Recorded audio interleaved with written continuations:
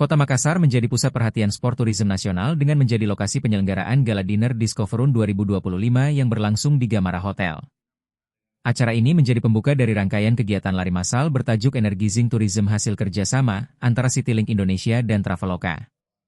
Lebih dari 3.500 pelari dari berbagai daerah di Indonesia dijadwalkan ambil bagian dalam perhelatan olahraga yang sekaligus mempromosikan pariwisata ini. Discoverun 2025 tidak hanya menawarkan pengalaman lari yang berbeda, tapi juga menanamkan kepedulian terhadap lingkungan dan pelestarian destinasi lokal. Dalam rangka komitmen sosial perusahaan, Citylink dan Traveloka mengumumkan pemberian donasi berupa pemasangan lampu jalan dan tenaga surya.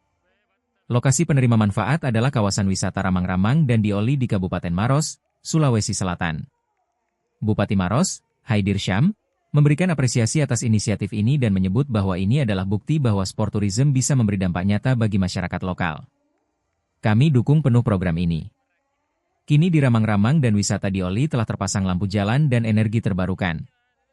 Ini bentuk nyata hasil sport tourism yang berdampak, ujarnya.